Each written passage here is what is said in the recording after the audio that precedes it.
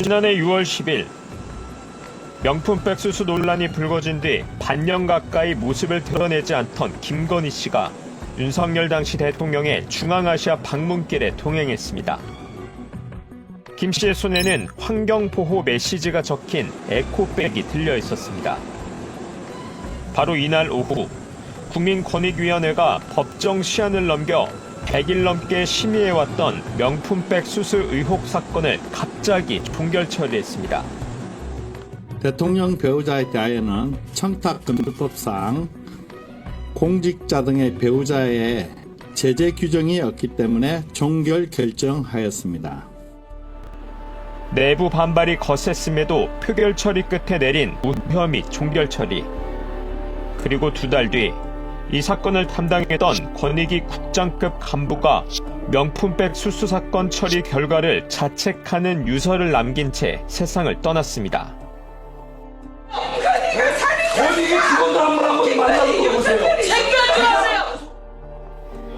권익위원들의 양심과 자유로운 의사에 따라 독립적으로 결정됐다는 권익위 해명. 240만 공직자 배우자를 법의 근거도 없이 처벌할 수 있는 것인지 묻고 싶습니다. 하지만 스트레이트 취재 결과 표결이 이뤄진 회의 직전 권익위 수뇌부가 상임위원들을 미리 불러 모은 뒤 사실상 종결 처리 결론을 내려줄 것을 요구한 사실이 새롭게 드러났습니다. 사전 조율 이런 류의 회의가 있었어요. 위원장께서도 얘기를 하시고 업무 담당 부위원장도 국가기록물에 해당되면 전혀 위반 사항이 없다 이런 식의 얘기.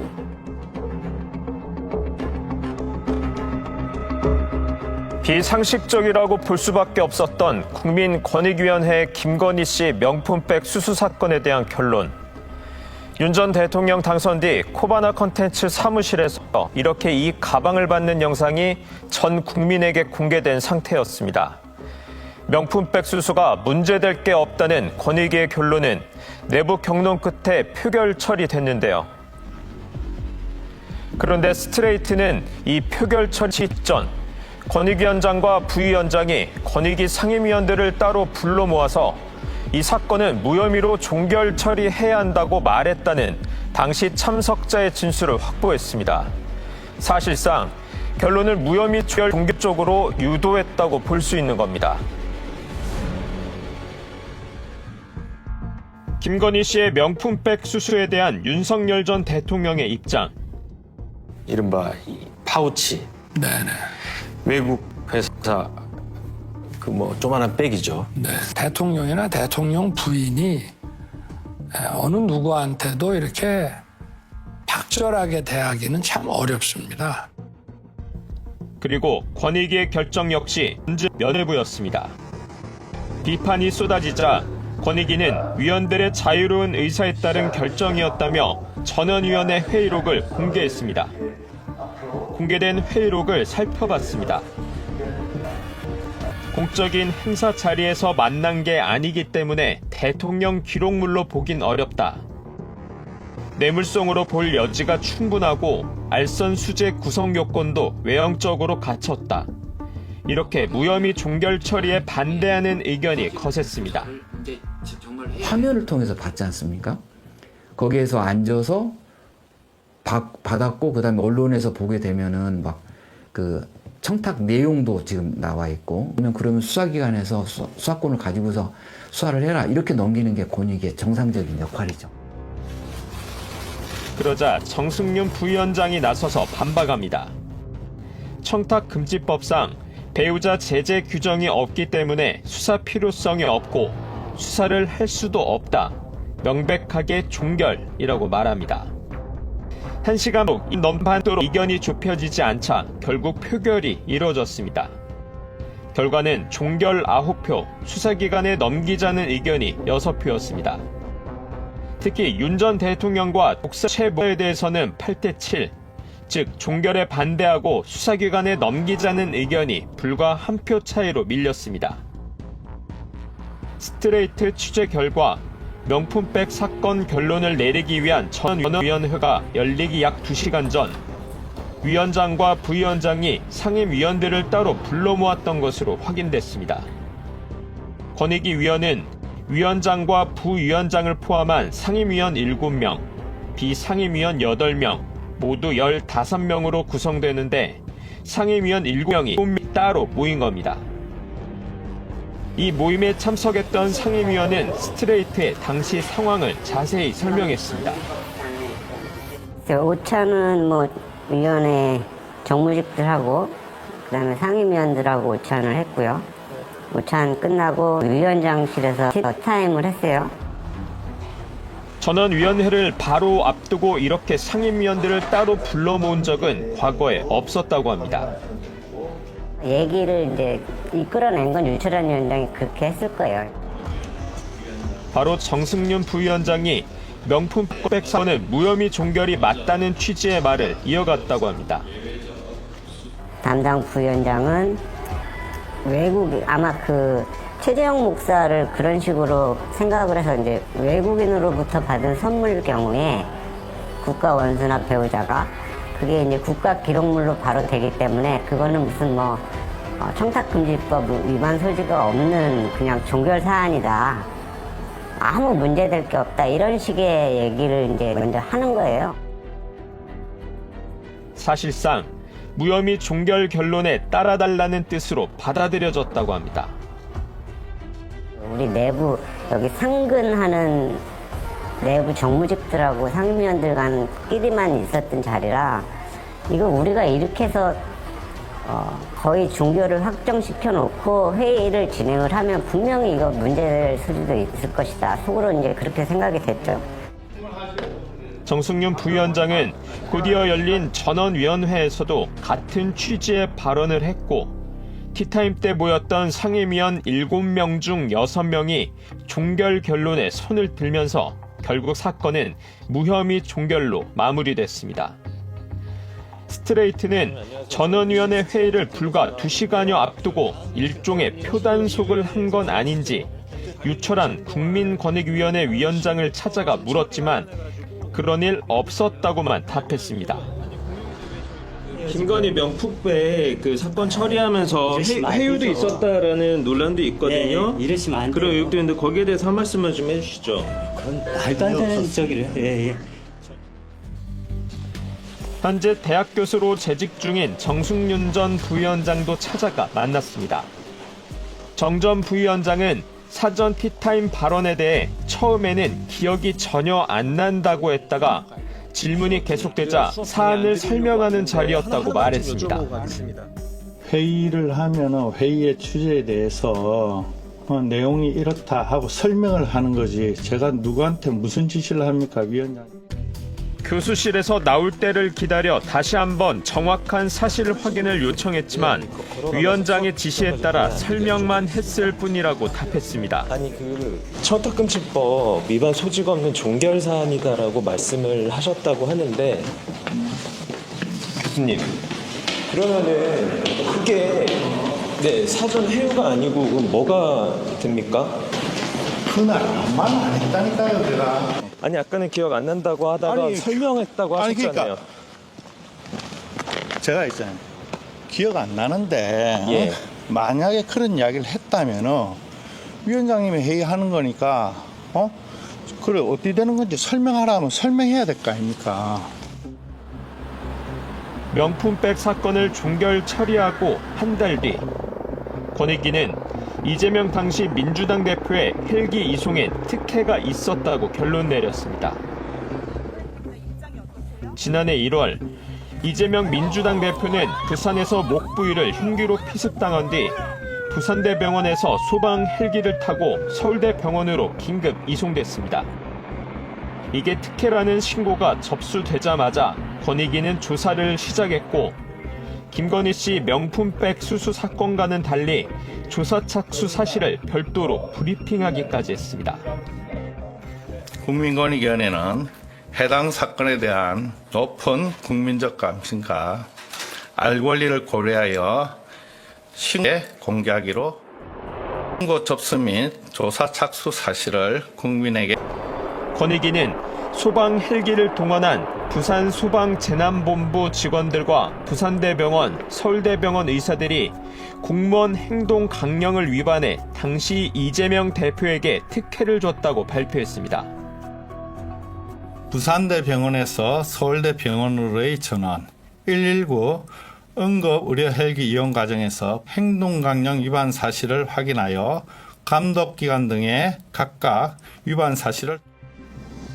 이 과정에서도 권익위 위원들 간의 격한 의견 충돌이 있었고 2명의 위원은 헬기 이송이 특혜라는 결정에 반발해 퇴장하기도 했습니다. 당시 윤석열 개인에 대한 그 충성심을 보여주기 위한 안건이었다. 이제 그렇게 생각을 합니다. 다 세팅되어 있는 그 표결 처리로 간다고 하게 되면 그러면 진짜 권익위가 정말 국민들한테 용서 못 받을 것이다. 이제 이런 생각이 들어서 권익위는 부산대병원과 서울대병원, 부산소방본부에 징계를 권고했지만 각 기관들은 매뉴얼을 위반하지 않았다고 결론 내리고 권익위 권고를 따르지 않았습니다. 규정을 잘 숙지해서 재발 없도록 주의해라 이렇게 주의를 주었습니다. 징계는 안 하시고요. 주의 주었습니다. 예. 소방 응급구조 헬기에 활용하는 매뉴얼에는 위반된 것이 없는 것으로 저희들은 판단을 하고 있습니다.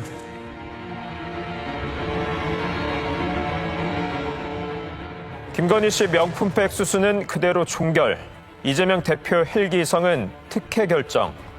불과 한 달 간격으로 이런 결정이 나온 뒤 권익위의 한 공무원이 스스로 목숨을 끊었습니다.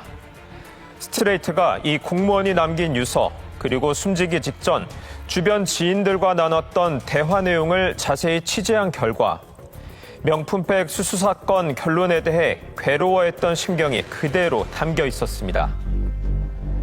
하지만 권익위는 단 한 차례 진상조사도 하지 않은 채 이 성실하고 책임감 강했던 공무원의 죽음을 오히려 정치적으로 이용하려는 모습까지 보였습니다. 지난해 8월 명품백 수수 사건 실무 담당자였던 권익위 김모 국장이 유서를 남기고 세상을 떠났습니다. 유서 내용이 공개되지 않은 상태에서 김 국장이 김건희 씨 명품백 수수 사건이 무혐의 종결 처리되자 힘들어했다는 보도가 잇따랐습니다. 스트레이트는 김 국장의 죽음에 대한 정승윤 당시 권익위 부위원장의 발언이 담긴 회의록을 입수했습니다. 지난해 9월 권익위 회의. 정 부위원장은 고인이 마치 가방 사건으로 힘들어했다고 일부 언론이 조작해서 보도했는데 나중에 법적 책임을 묻겠다. 고인이 헬기 사건으로 힘들어했다는 건 분명한 사안이다. 국회 정무위에서 헬기 사건에 대해 야당이 13시간 동안 권익위만 두들겨 팼고 고인도 불려나가 고생했다고 말했습니다.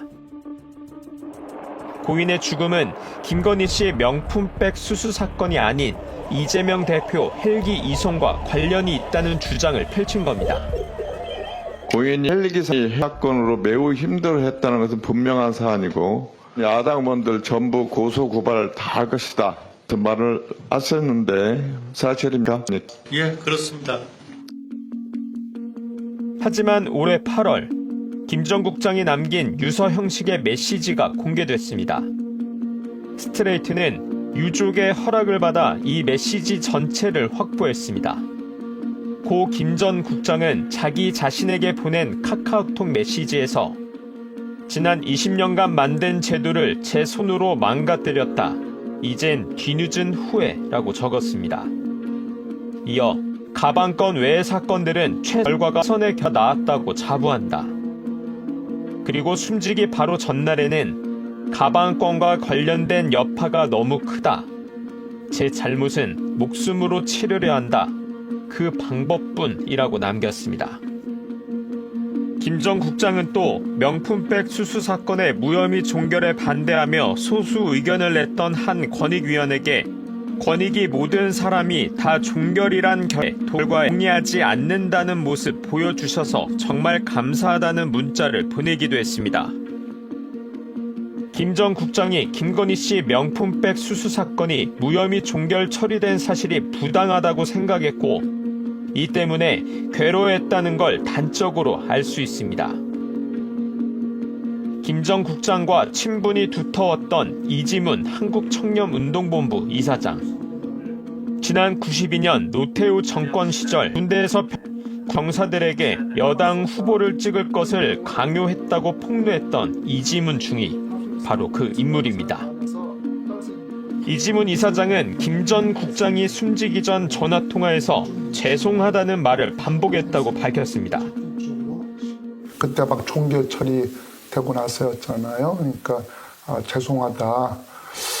내 뜻은 그게 아니야. 이해해서인데 밀어붙이니까 어쩔 수가 없었다라고 좀 죄송하다. 이런 이제 이야기를 이제 하시고.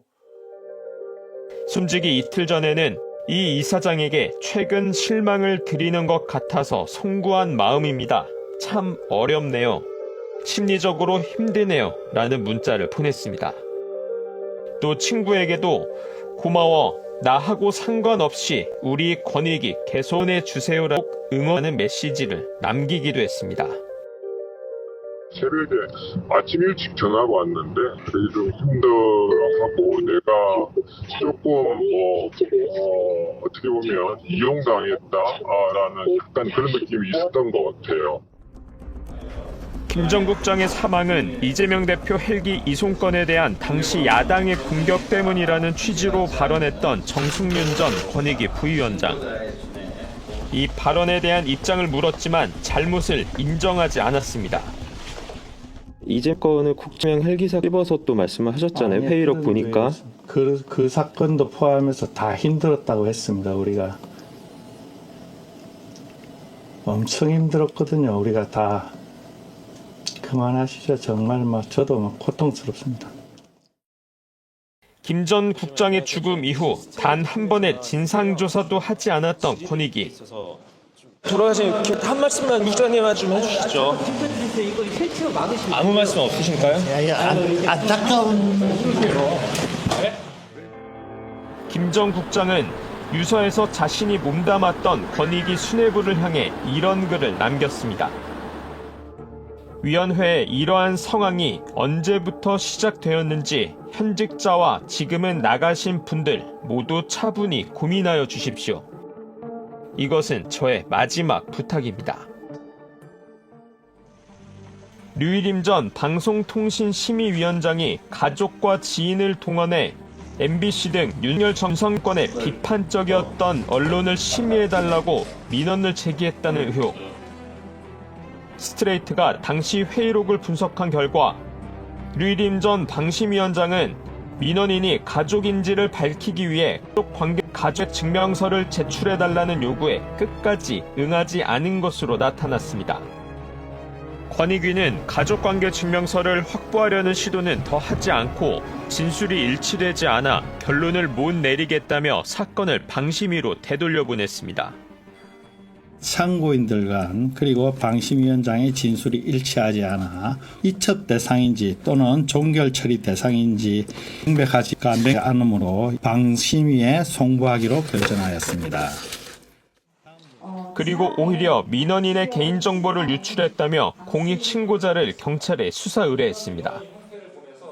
신고 내용은 확인하지 않고 그 신고자에 대해서만 한다. 그러면 앞으로 아무도 신고를 할 수가 없겠죠. 그래서 그런 부분이 권익위가 더 적극적으로 신고 내용에 대해서 철저하게 조사가 이루어지게끔 하고. 국민 권익을 지키고 부패를 막기 위해 지난 2008년 설립된 국민권익위원회. 독립적으로 부패, 공익신고 사건을 처리해야 하지만 정부 조직법상 대통령 직속 기관입니다. 전체 15명 중 상임위 위원 7명을 대통령이 임명하고 비상임위원 8명 중 2명 역시 대통령이 위촉하기 때문에 태생적으로 정권의 영향에서 자유롭기 어렵습니다. 특히 윤석열 정부의 권익위는 검찰, 감사원과 함께 정권의 돌격대로 전락했다는 비판을 받고 있습니다. 국민권익위원장이 될 사람도 인사청문회를 거쳐서 정말 제대로 된 사람이 가는지에 대한 검증이 추가적으로 있어야 될 것 같고요. 구조적인 부분에서도 뭐 입법부로 이관을 한다든지 아니면 독자적인 기구로서 활동을 할 수 있게끔 하는 조치도. 한 여론조사 기관의 조사 결과 국민권익위원회에 대한 국민 신뢰도는 30%에 불과했습니다. 제 기능을 못한 국민권익위원회를 정을 거가며 괴로워했던 고 김모 전 권익국장. 김 전 국장의 유족은 스트레이트 팀에게 다음과 같은 메시지를 보내왔습니다. 김 전 국장이 생전 남긴 유언대로 권력자에게는 더 엄격하고 약자에게는 좀 더 인간적인 모습을 보이는 권익위가 되길 기원합니다. 그리고 권익위가 앞으로 정치적 공세와 비난을 받지 않는 좋은 기관으로 거듭나길 바랍니다.